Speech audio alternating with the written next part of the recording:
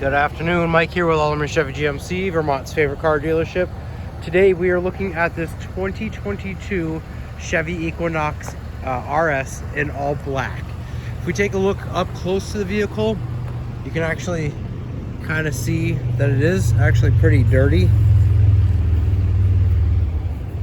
But if you take a step back, all that dirt kind of just disappears right off of there for you.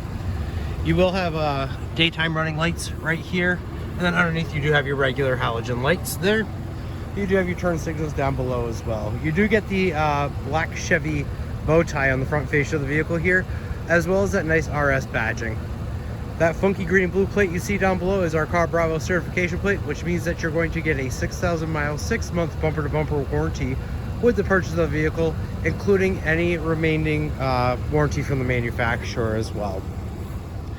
If we come take a look at the side here, you do have keyless entry on both front doors, so as long as you have the key fob on you, you'll be able to lock or unlock the vehicle by pushing that button. We'll go over all of the details here in just a few moments of everything up front and all the controls. But first, if we take a look in the back seat here, you do have your kangaroo style pouches on both the driver and the passenger seat right there. And then you do have your HVAC vents to kind of cool it down and warm it up back here for your passengers. And you do have two USB ports. Now the seats here are a mix between cloth and leather, so it doesn't get too hot on you. You do have an armrest and a cup holder back here for your back passengers as well. If you knock this down here, you will have more room to store a larger object with the 60-40 splitting seats back here, but you still have room for a passenger to sit back here. Now if we take a look up front here, you do have your regular lock and unlock controls here, your regular power mirror controls, and then your window settings here. You do have the option to open the tailgate for back here, and you can open it all the way 3/4 of the way or turn it all the way off. Now you do have a 10-way adjustable power seat here with lumbar support, and then you do have your lights right here. If we get into the vehicle here, you'll notice two sets of clusters on the steering wheel here. On the left hand side, you do have all your cruise control options here, as well as your collision alert. You do have your lane keep assist here, so with that turned on, if you happen to veer outside of your lane or go over the lines at all, the vehicle will alert you and push you back into your lane. On the right hand side, you have the buttons right here to change what you see on the driver information center there. And then you have your audio settings here, so you pair it with Bluetooth, and then you have your phone settings there. This button right here is going to be your IntelliBeams there. So what that means is that when that's turned on, if you're driving down the road and it's dark enough, your high beams will come on as long as nobody is in front of you. Once the vehicle approaches, the high beams will automatically turn off, and once that vehicle passes, they'll turn back on automatically for you, so you're not having to turn them on and off constantly if people are if you're in heavier traffic. You do have a push to start button right here. If we go over here to the infotainment center here, you do have your audio settings, phone settings. You will get a Wi-Fi hotspot here in the vehicle, which will allow you to connect up to 7 different devices. You can use that Wi-Fi if you're outside of the vehicle too. As long as you stay within 50 feet or so of the vehicle, it should work. You do have Apple CarPlay and Android Auto on there as well.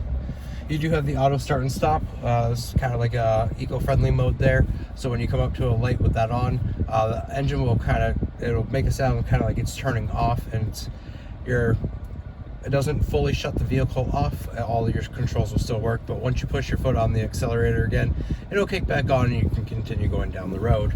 Kind of helps save on gas. You do have dual climate control here, so that way you and the passenger can kind of control your side of the vehicle. If you'd like it warmer, the passenger wants it cooler, or vice versa, you guys can control your own settings there. Do have heated seats for both you and for the passenger as well. Then you have your regular fan settings here and your defroster as well. Down below here, you do have an all-wheel drive mode, so when you click that, it's going to pop up on there and tell you that it's on. So you have the option to go in 2-wheel or all-wheel. You do have parking assist here, and then you do have your regular shifter here. You can go into low gear here, and then you have the plus or minus buttons right here on the side. Those will switch the low gears for you. You have a parking brake right here, as well as your emergency parking brake there. You do have a port C, USB port, and an auxiliary, as well as a 12 volt down there for you. Now, if we get out and take a look in the back here, like I said, you can open the trunk from the side there. You can open it from the button down here, or you can simply push this button twice and that'll pop open there for you. You do have quite a bit of space already back here, and then you have more storage space down below, and below that you have a spare tire. Now let's say you have a large object that you need to put in here, and you don't want to sit there and try to reach over to grab that. You have levers right here, so you can pull the lever there and it'll automatically flop down the seat for you. Now you do have to manually put them up, but that's not a huge deal. Now to close the tailgate, you simply push this button here, or you can actually push the button again twice on the key fob there. If you have any other questions about this vehicle, or you'd like to take it for a test drive, give me a call, 802-776-5000, and ask for Mike Lamphere, or stop on down 65 Windcrest Drive right here in Rutland, Vermont, right off of Route 7 South.